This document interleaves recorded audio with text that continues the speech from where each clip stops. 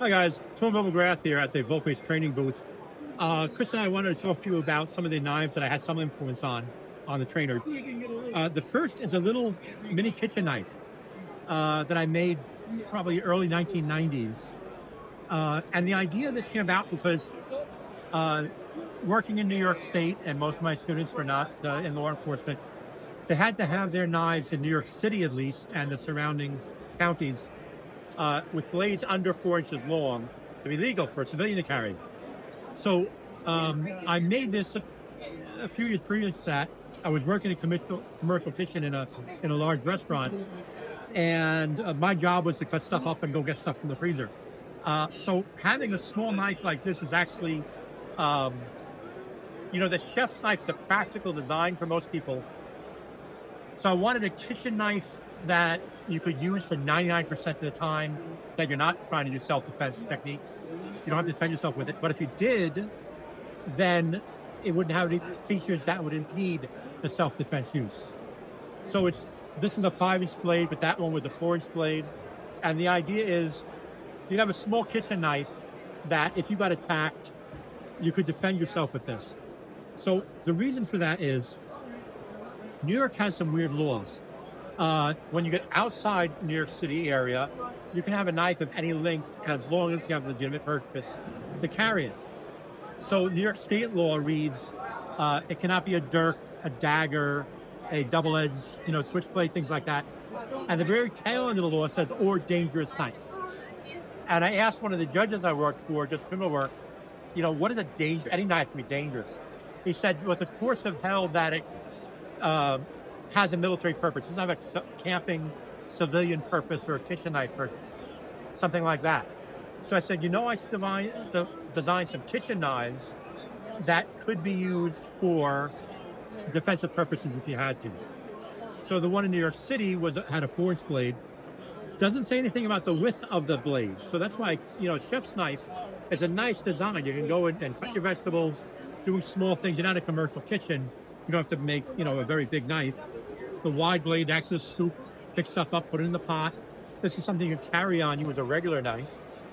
And then you want enough guard, like a paring knife is legal, but it doesn't make a good defensive knife because your hand can very easily slip up on the blade, so it's not very thick. Then you want a pommel here that allows you to pull the knife quickly out of the sheath if you're not, you don't get attacked while chopping vegetables. It can still be a good defensive knife. And then I have a very simple, diamond-shaped pommel here, so you can use this as an impact tool. Generally, a small knife like this, that the whole thing, can fit in the spread of your fingers, you'd want to use this in ice pick grip and fitted Churchill. And then Chris has also designed some larger knives for our big knife technique and our spotted dagger work, and Chris is going to tell you about those. So this is the Bodney knife series. It's named after the Bodney Air Base in England. My grandfather was stationed in World War II as part of a P-52 squadron. Let's see the profile of it. So the series is in a larger and smaller knife. This is the Bodney long knife, which I'm going to focus a bit more on. The Bodney knife series handle came out of a conversation with Tuhon Bill and I, where we were talking about proper gripping, fitting different size hands, but also the difference between holding in a standard hammer or a sock grip and holding the knife in a thrust. And we were talking about the difference in when the knife is held in a fencer-style thrust, the thumb on top, the handle, the importance of I'm going to hold it with the left hand. Okay. The importance of holding the handle in a thrust, the palm will shift down further on the handle, allowing almost like a pistol grip and a pushing point on the back of the handle. So the slight drop in the handle allows and accommodates for that. When we go from a hammer grip and drop into the thrust, it allows the thumb to fall onto the thumb ramp. Now, many knives, the thumb ramp will often be a little bit further for use in when doing tasks and having the thumb here.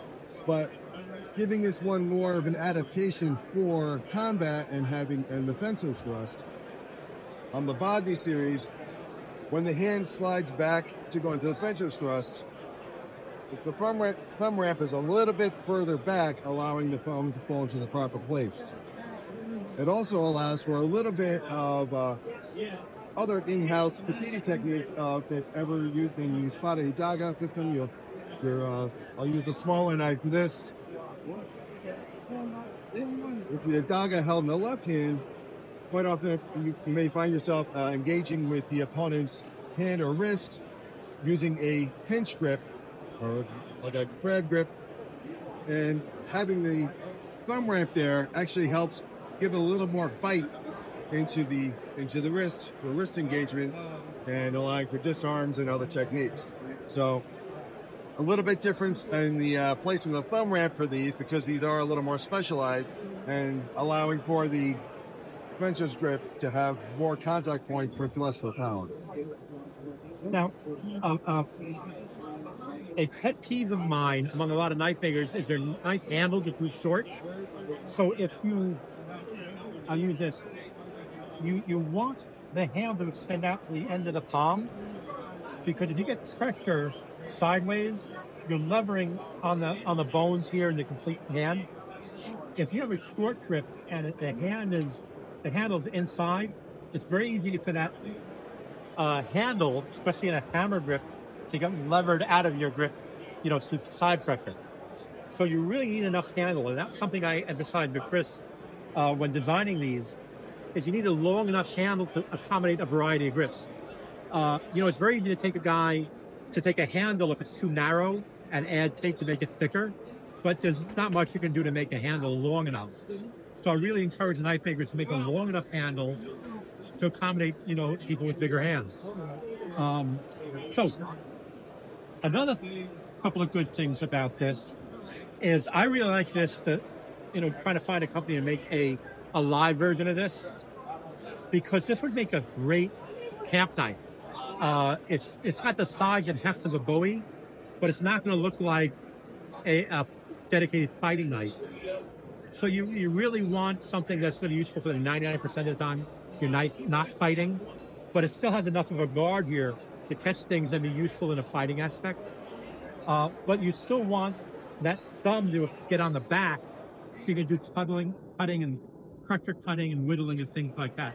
So I really like this design as a good camp big knife for camping too, as well. So we're looking for a live blade maker to make a affordable camp knife out of. So anyway, you want to talk about the little one a little bit? This is the Bodney Fighter. This is a smaller one. This is meant to be more of a, whereas the other one might be good for larger camp tasks. This is meant to be a smaller, more EDC size, mid-range knife, so that you can do basic tasks, camp tasks, but still fall into a defensive knife. I think a knife in this size range is a good all-around general outdoors knife, but also a good size range for infantry, something that gives them the utility use, combat use, but also you have a size that doesn't take up too much real estate on your gear and weigh you down. Very good. Thank you so much, Chris. I really enjoyed it. We're at the Atlanta Blaze Show in 2024. Thank you, guys.